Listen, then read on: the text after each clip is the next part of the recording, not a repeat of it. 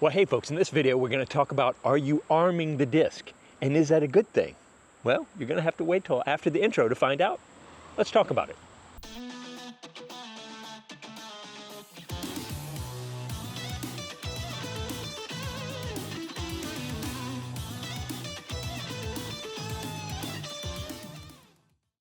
Okay, before we talk about arming the disc, now is a perfect time to start thinking about and planning for the Disc Golf Expos. Easier said than done. The first one's going to be in the Boston area, January 24th and 25th, and we've got a bigger convention center we're going to be at this year. And then in March 7th and 8th, is that right? Yes, 7th and 8th in Dallas area.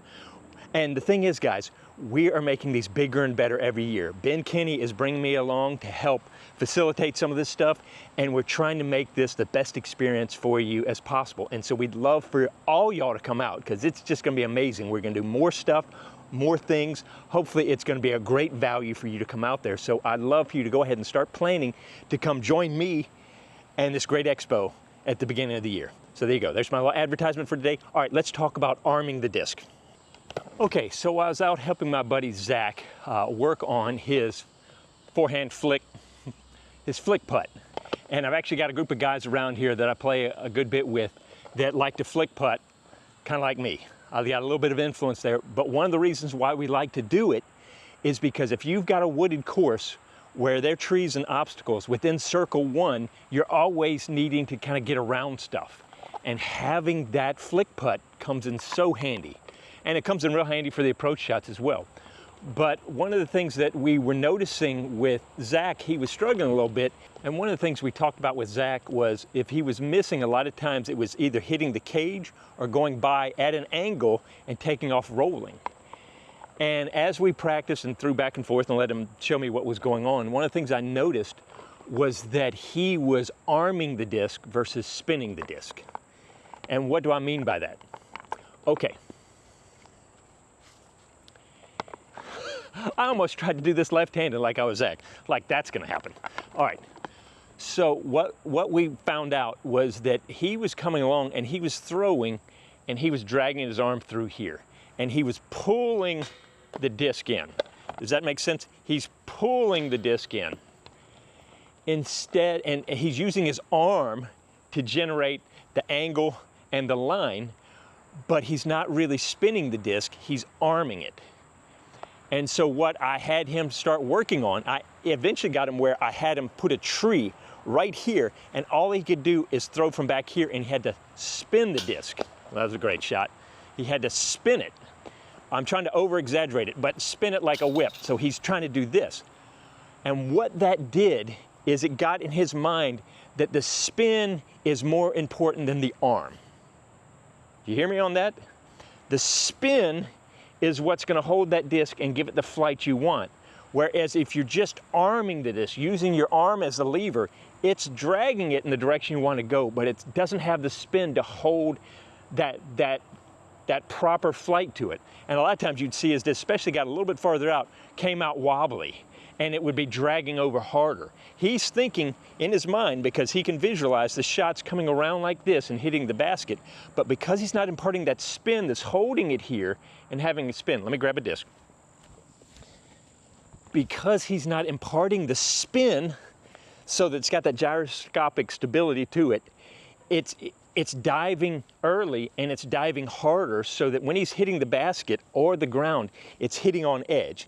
And when you hit on edge at an angle, there's more likelihood of it bouncing and rolling, especially because of the spin of the disc. For me, it's coming in like this. If it hits on the edge, it just wants to keep rolling like a wheel. Whereas if you can spin it, it's holding it, it's still making that angle, but it's carrying it at a flatter trajectory, and hopefully you're imparting it with that spin, but you got a little nose up, so it's coming in and it's not diving at the basket, it's floating and plopping at the basket, or at least it's a neutral coming into the basket. Are you following me? If I arm it, I'm yanking it into the basket. If I spin it, and I'm really thinking about over-exaggerating and popping it, almost like a whip, I've got to hit it here. It's as if there's a glass wall and I can't go past it. So now I've got to really, I'm too close to really demonstrate this, but I've got to, almost like throw, and like that glass is hot. I can't touch it. I gotta go whoosh, and bring it back because I'm really trying to generate that spin. And what that hopefully will do, if you're picking up what I'm saying, is it will also apply to other things besides just a flick putt, even if you don't flick putt. The idea is that you want to generate, once again, that acceleration, that spin through the disc so that it gives you the flight you're thinking it should. How often are you throwing a disc and you thought you threw it right and it just didn't act right? A lot of the times, you could have had bad form, you could have done something, but a lot of times you just didn't part enough spin into it with the speed to get that flight that you were looking for.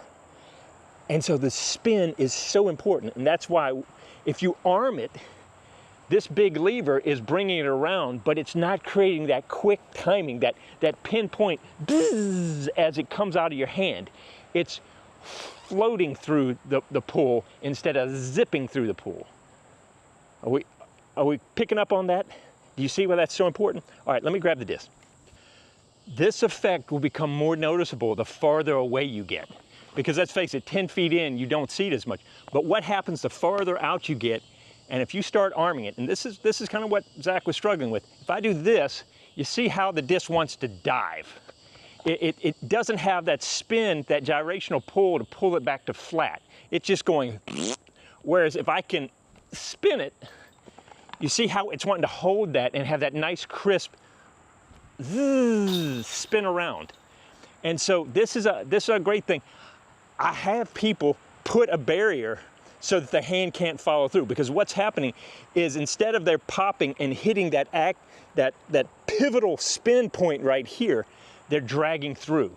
They're carrying their arm and the disc through that, and they're actually going too far before they're releasing the disc, and that means they're dragging or arming the disc when they should be spinning it.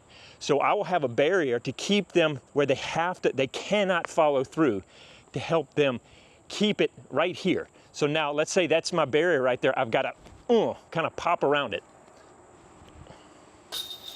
So let's practice that, because this also comes into play when you're behind a barrier or something. So what I'm going to do is I'm here, I'm behind this tree. I can't swing through. I hope this is on camera. I've got to stop here.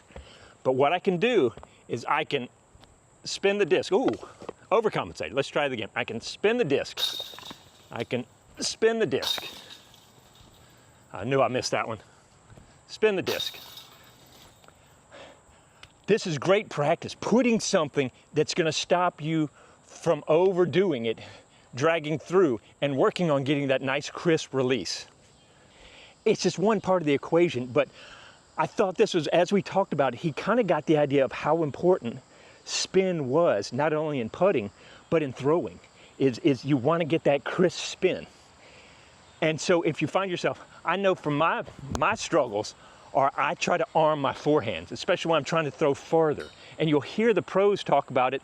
A lot of people are figuring out, to cock that wrist and get that back, so they're really imparting the spin into it. One of my big problems is I want to arm my forehand instead of spin my forehand. So I'm just as guilty as everybody else. But this is a great reminder, both for me and hopefully for you, to spin the disc instead of arming the disc. Well, there you go. That's pretty down and dirty, short and sweet. But I just wanted to keep y'all thinking about some things. Hopefully these are going to give you little nuggets along the way. Then you go, aha, I can work on that. I can practice that. Maybe I should try that. Hey, and if you have a wooded course that you play a lot, you might want to try the flick putt a little bit more. It has saved my bacon so many times. So anyway, there you go, guys. Thank you so much for hanging out with me. Thank you for watching. Please like and subscribe, all that good stuff. And I hope to see you out on the course.